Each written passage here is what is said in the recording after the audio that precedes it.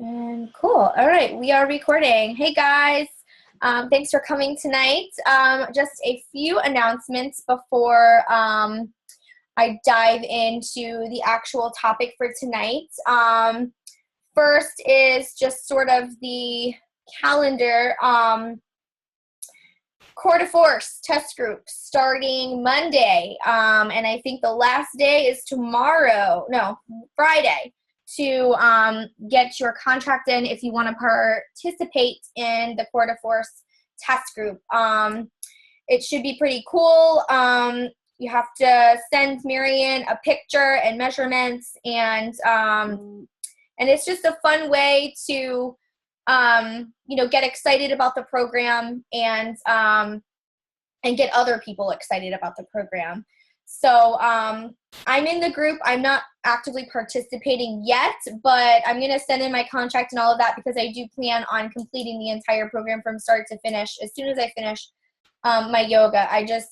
My yoga is so important right now because I just hammered my body so hard with hammer and chisel that I just need a break for a little bit to kind of just feel some zen. But I will be rocking out with Core de Force very quickly afterwards. Our live coach happy hour will be Wednesday the 16th. So put that on your calendar. And then what else for this month? We have a new coach call on the 21st and our first Dash to Diamond call. So super excited about this Dash to Diamond group. I've never done a diamond group before, but you got to just jump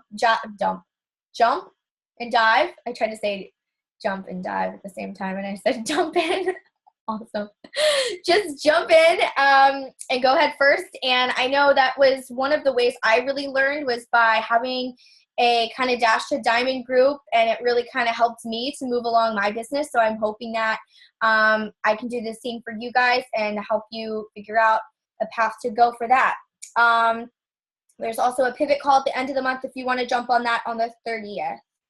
All right, I have a screen share. Let's see here. Let's see first. Give me 1 second. I'm going to share my screen.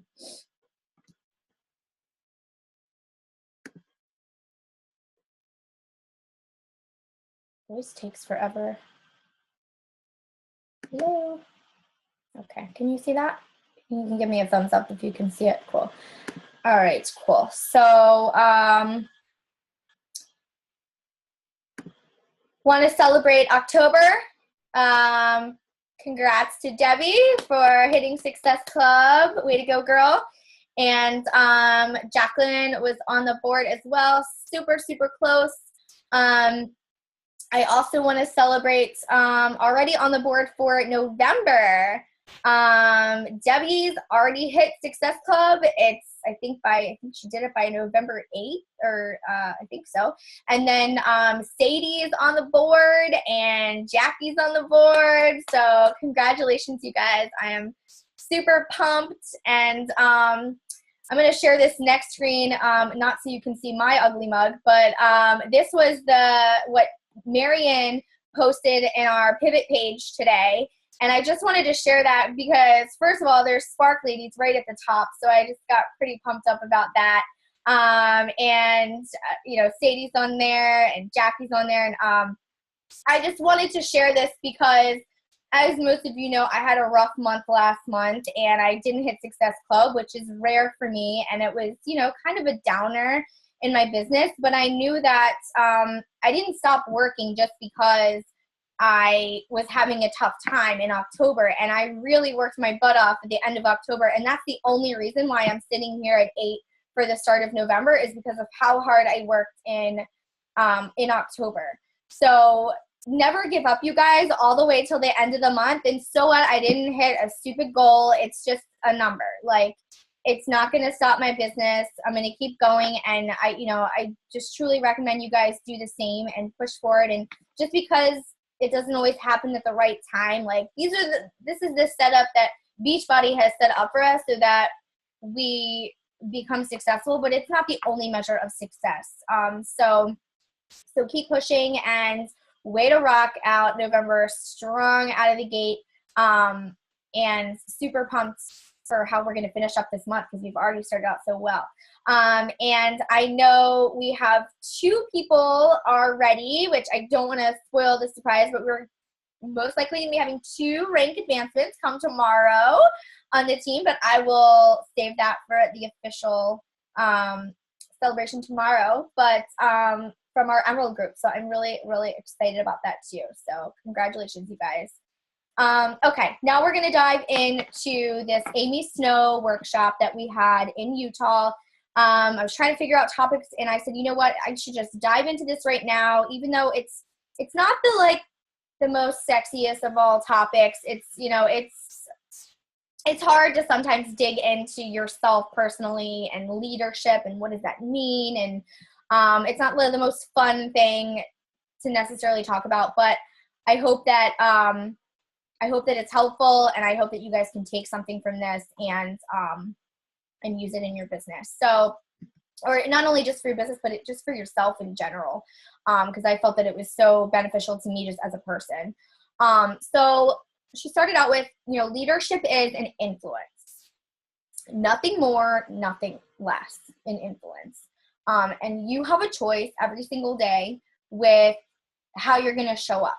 You can show up with a negative attitude every day, or you can show up with positive energy. So just be aware of how you come to the table, not only on your social media, but in your challenge groups, with your teams, as you build your teams. Be aware that, you know, your team and your challengers are looking to you to set the tone for the group. You know, there's different types of leadership. There's leadership where you're leading down, where people are following you because they have to. You might see that in some corporate offices. Maybe you have a boss that you don't necessarily get along with. So you're just following because you have to. Then there's, you know, meeting your peers. So people following you because they want to. And then, you know, there's leading down, which is, you know, leading those who are also leading you at the same time, which I think is the best kind of leadership, where you're all learning from each other. But before you can be any kind of leader, you have to lead yourself first. And self-leadership is probably the hardest to do, especially if you're like an obliger like me, whereas I'm always very willing to do what I can for other people. But then, which is why I feel like most of us are probably obligers, because that's why these challenge groups work for us, because we need these groups to make us stay accountable, because we can stay accountable to other people, but not necessarily to ourselves. But it's so important to continuously work on yourself, because if you're not working on yourself, you can't help others. I liked this quote: is a leader is somebody who demonstrates what's possible. We absolutely have to walk the walk. We can't expect to lead people and tell them where they should go if we are not going there. So one of the things that she said was that was to be a tour guide, not a travel agent. So a travel agent is somebody who's going to plan your whole vacation for you and send you off on your way, and maybe they haven't even been to that place yet. But the tour guide is somebody who's going to take you there, show you the ropes, show you how it's done, lead by example, and so be the tour guide, not the travel agent. And these are just a quick few questions. If you guys could either jot this down, or you can put it in the chat box, or just think about it. But just be honest with yourself on where you are right now. But what program are you currently doing? Are you drinking Shakeology every single day? Are you running a free group this month? And if not, why not? What is that free group? Are you doing 3 to 5 personal invites each day? What are you reading for your personal development? And are you recognizing success in your groups? And even if you don't have a team yet, are you recognizing success with your challengers, with, even if maybe you don't even have any challengers? Are you recognizing other people in the group of the challenge group that you're in, instead of just being maybe a wallflower in the group or something like that? So just be honest with yourself, and if you are doing these things each day. The law of the lid is something. So Amy Snow, I don't think I mentioned that she's a John Maxwell trained coach, and if you're interested in reading anything that has to do with leadership, John Maxwell is like the king of all leadership. So I think he's got the 21 irrefutable laws of leadership, which is amazing, and then the one I'm reading right now is the 15 invaluable. There's always a list, but invaluable something that was broke. So I just posted it today and I forgot.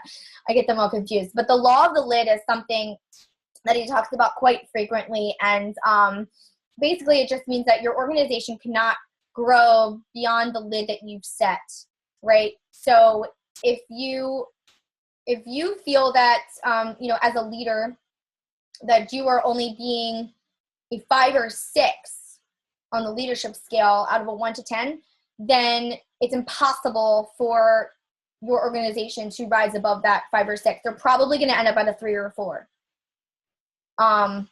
So you have to raise the lid. You have to raise the bar. You have to expect more, and you have to do more.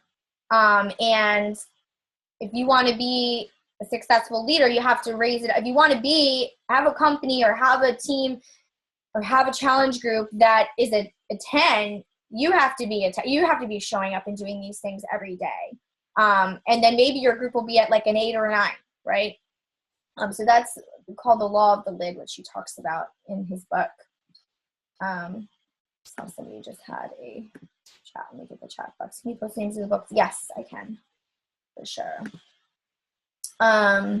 So she talks about self-sabotage. So why aren't we good leaders?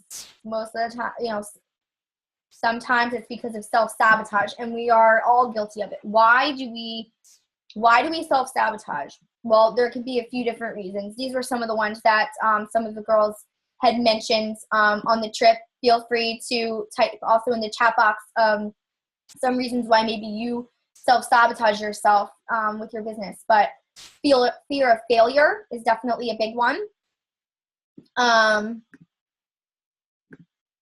Fear. Yeah. Lots of fear. Bad habits feel safer sometimes, being comfortable where you are. I know I was very comfortable in my last job, even though I didn't feel like it was moving me forward with my career. It was like a comfortable place for me to be, and so I just ended up staying for a really long time. So that's one. Chocolate, yeah. Love of chocolate. Feeling like maybe we don't deserve it for some reason. There's so many different ways that we self-sabotage.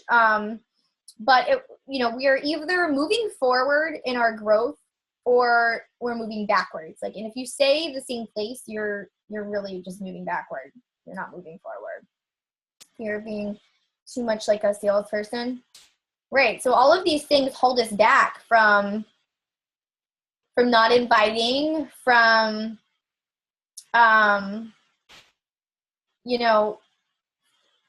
from not diving into the nutrition plan because you feel like, oh, I'm going to fail because I'm having chocolate. And so then you just throw in the towel and I'm not going to do it at all or something like that.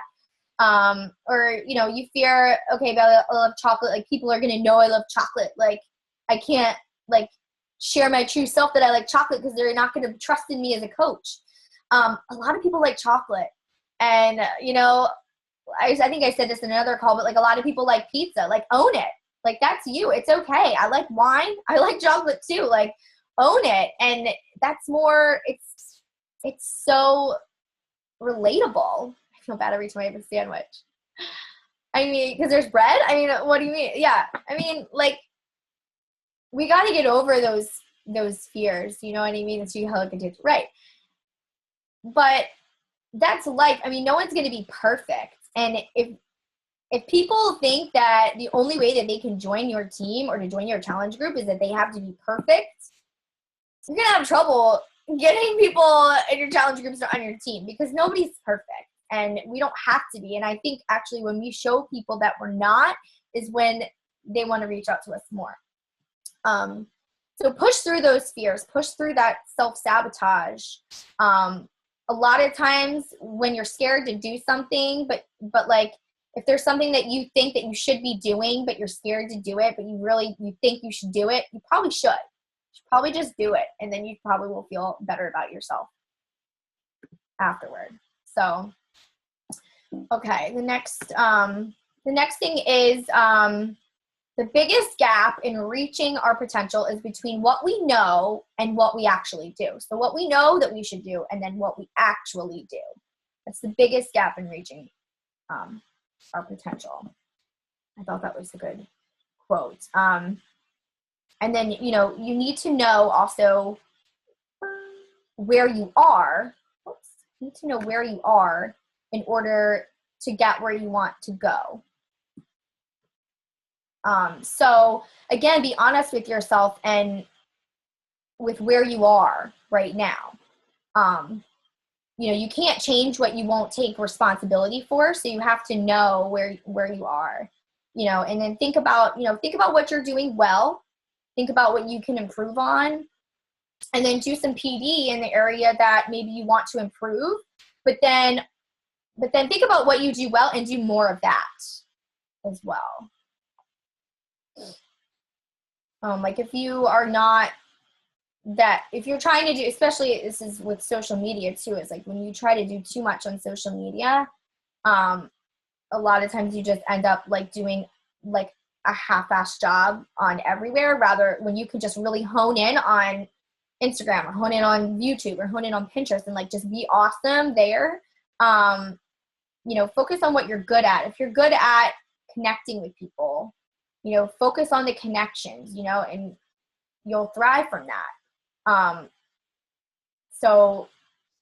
And then the areas that you want to improve, that's where you want to dig into your PD. Like a lot of times I can get sucked down the vortex of like, well, everybody's reading this PD book. Like, should I read that too? And it's like, you can't read them all. I mean, I have a stack of books, like this big of books that I want to read. And like, I just can't get to them all. So like, I shouldn't waste time reading a book that I know is something that I already do well. Like, let me do something else, read something else that, in an area that I can improve. So I liked this quote here, which was, your leadership depends on you. You can only be a great leader when you can lead yourself first.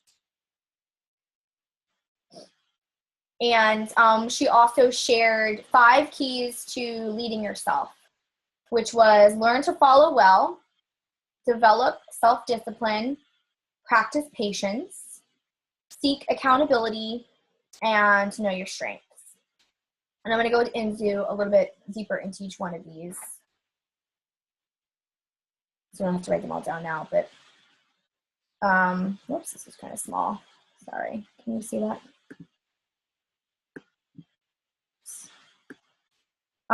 So learn to follow well.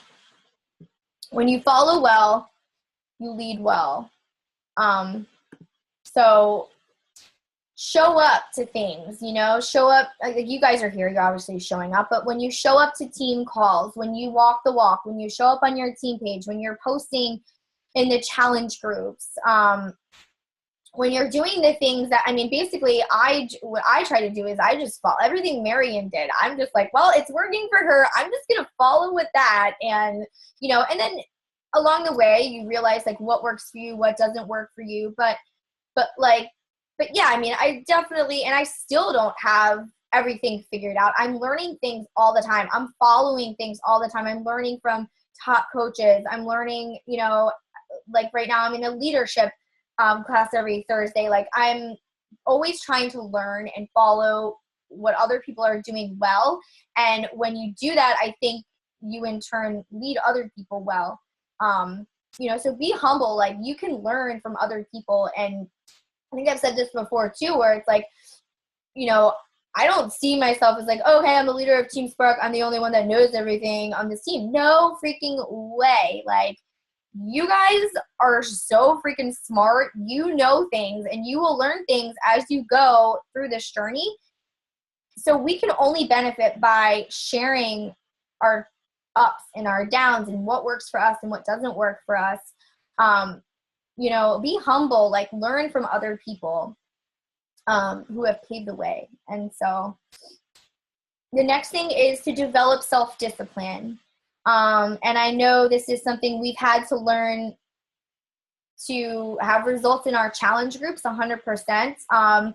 But now, you know, with the business, it's developing the self-discipline for the business. It's you know, reading that Compound Effect is such a good book about self-discipline. And the other one, I think, what's it called? I have to find it.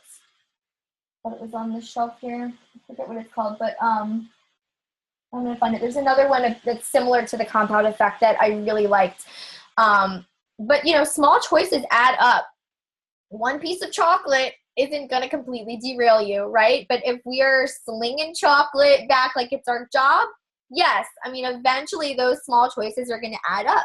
Things add up. And so they, you know, it might not seem like a big deal to skip 3 invites one day, right? But then at the end of the month, you know, you can look back and say, how many invites did I actually get out? You know, you think maybe you skipped it one day, but when you look at the habit that was maybe created, maybe you skipped it more than you thought.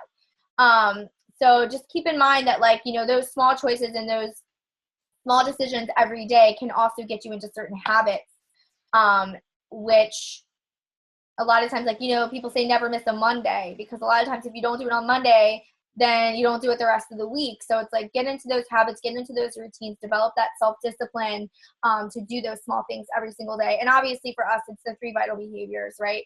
And, you know, and posting on social media and just having those business hours too. I mean, even just developing the self-discipline for myself to go to sleep when it's time, like turn off everything and actually get some sleep so you're not a cranky bitch in the next day. And, you know, and late, more lazy and sluggish. And then, you know, it takes me a lot longer to get my day going when I do that. So, you know, just developing self-discipline in every aspect of life can really help you in the long run everywhere.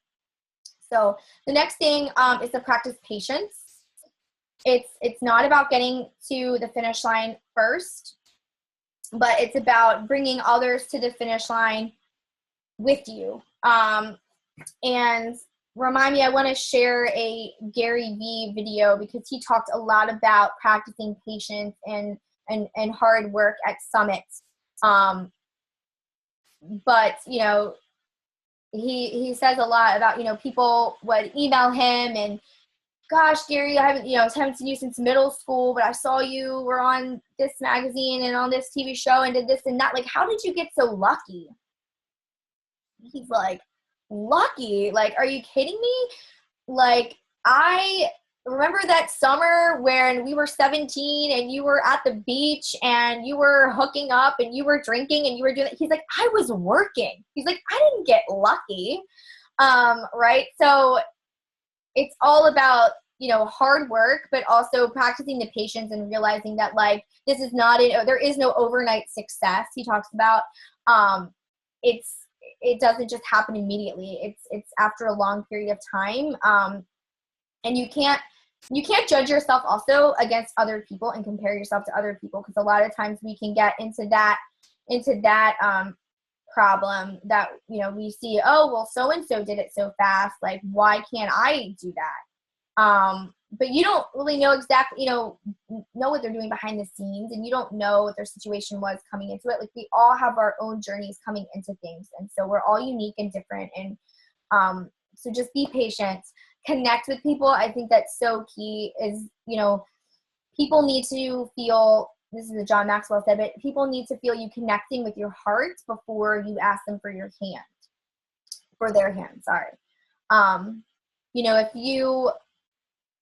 you just, somebody likes your page and you immediately just pounce on them and say, hey, saw you like my page, want to join my challenge group? It's like, you're not connecting.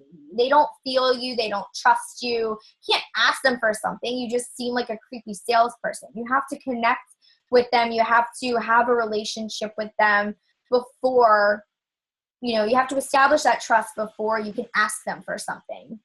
So I'm looking at the chat real quick. Yes, it's a good, I love that quote too. And then 4 is seek accountability. So if you don't have an accountability partner yet, or if you have one that maybe isn't working for you, I think it's important to find one. And it's okay if you have to change partners later down the road. I've had like 3 partners to this point, which were wonderful in each like step of my business. But I think it's important because we have so much accountability in our challenge groups and we have our team page, but I think, you know, finding somebody that can be a little tough to kind of sort of push you along and make sure, I mean, let's face it, most of us are obligers and we do better when we are checking in with somebody. Even if, I know for me, it's not so much like when Gretchen checks in, you know, it's not that she's like, hey, did you do this? Like, she's not going to like get me in trouble or something if I didn't do it. But I always feel bad. Like if I tell her I'm going to do something and I don't do it, and I'm like, oh, I let her down, even though I didn't really let her down, but it just makes me feel better if I tell somebody, because then I actually will do it. You know, and sometimes if there's something that like, I know that I want to create for you guys, or I know I want to post in a group here, or that, like if I just write it on the group, like I'm going to do this, then it's like, okay, now I actually have to do it because I told everybody I was going to do it. So even if you don't have a partner yet, like tell somebody else about your goal. Tell your spouse, tell your partner, your boyfriend, tell your mom about what your goal is for this month, for this year, for this long term, you know. Tell somebody what your goal is, so that you feel a little bit more accountability to want to go do that. Don't take your foot off the gas, which is, you know, we talked about this in the beginning of the call, which if you take your foot off the gas, you will start to see a slowdown. What you do in, you know, this is a 3-month kind of gap of when you start to see results. So if you are not putting in results October, November, December, you're not going to see anything January, February, March. You know, maybe a few of the New Year's resolution people, but it's about what you put in 3 months in advance. So my rough month for October probably attributed to the summertime and what I was doing in July, right? So keep your foot on that gas and keep doing those daily things, and you'll keep up your momentum. And if you're striking it hot, if you're doing amazing and you're like, ooh, okay, cool. And like now I can just chill and pump the brakes, and that's when you're going to actually struggle, because a month or 2 months, 3 months down the road, you're going to hit a lull and you're going to be like, I don't understand. Why am I having a lull? It's like, oh, because you pumped the brakes 3 months ago. So, you know, take a day or two to like have a breather, right? But don't just, you know, oh, I'm good, I don't have to do anything now. A lot of people do that once they rank advance. They think like, oh, you know, I hit diamonds. Now I just focus on my team and I don't really work my business anymore. And that's not true. Like if you do that, you will start to see a steady decline. So that's super important. But, you know, be proactive too. And finding somebody and you know, just in general, be proactive about seeking out new knowledge, seeking out an accountability partner or something like that. So then the last thing is, oops, I skipped, sorry. Know your strengths. So we talked a little bit about this already, but spend your energy in the right place. Don't waste time on areas that is just not your thing. You know, if you are not a numbers person, or you are not, you know, proficient in certain areas, you know, don't waste too much time. If you're not like a graphics person, or, you know, eventually it might come to the point where you can source those kinds of things out so that you're not wasting time doing those things. But try to be efficient with your time. Stick to the activities that are going to move you forward. So, you know, get out of your strength zone. I mean, get out of your comfort zone, but stay in your strength zone, if that makes sense. And then just want to talk a little bit about vision and to kind of wrap things up. But just think a little bit about, and feel free to share, like, what is your vision for your team? What type of challengers and coaches do you want to attract? And then, be that person, what can you do to help people reach their goals? I think one of the activities, I don't know if anyone did it, but was to create, like a while back, was to create an avatar of who you were targeting. And I think that's so important because you're going to attract people who are like you. And if you don't have a vision, if you don't know who you're talking to, then you're not really talking to anybody. You're just kind of babbling. So know, like, what kind of team that you want to have. What kind of culture do you want to have? Do you want it to be like all your best friends hanging out? Or do you want to just be super corporate? I mean, are you all fitness, like, super freaks? Or are you all, like, into the kitchen and the cooking? Or, what is your vision? Like, who are your tribe? Who are your people? And so for me to grow, my vision for our team is to connect more one-on-one with you guys, and do more team and self-leadership exercises like this one. I think also, I want to have deeper connections with my challengers and coaches before inviting them to the opportunity. Because a lot of times I will, onboard someone to a challenge group, and I feel like, I maybe not really know them that well. And so maybe that stops me from then transitioning them to a coach. I don't know. But I think deeper connections before inviting could be something that I need to work on. And then, think about where you were and try to connect with people and meet them where they are. And I think that's so important because as you grow, you are changing constantly and you're growing yourself. But you have to remember that those people who are going to want to join you are probably in the place that you were. They're looking at you now and saying, I want to be that way. But that's not who you were when you started out. You were more like them. So you have to kind of meet them where they're at and remember what it was like to feel that certain way. And then, speak that way to them in your social media posts. Like, try to remember where you were so that people can connect with you, because, it's hard to relate to, like, a super fit, a lot of people, I know Mary was saying, people say, oh, like, Mary's just doing her fitness post again. Like, doing her thing, you know what I mean? But, like, who was Mary before she started doing fitness, right? Before she started doing sites, how did you feel before that? And try to meet people there and then talk to them about how Beachbody was your solution, right? So great leaders don't set out to be a leader. They set out to make a difference. It's never about the role, always about the goal. And I absolutely love this because I just think it embodies, like, what Beachbody is as a whole company and how I want our team to be. And, just setting out to make a difference, to change people's lives should be our ultimate goal. Mine is not to be some superstar leader. My goal is to help you guys build businesses. My goal is to help you guys help more challengers get results. It's to make kick-ass challenge groups that people want to come back to, and so that they don't want to quit. It's to give our team the belief that, like, they can create something. They can also be leaders. They can change people's lives.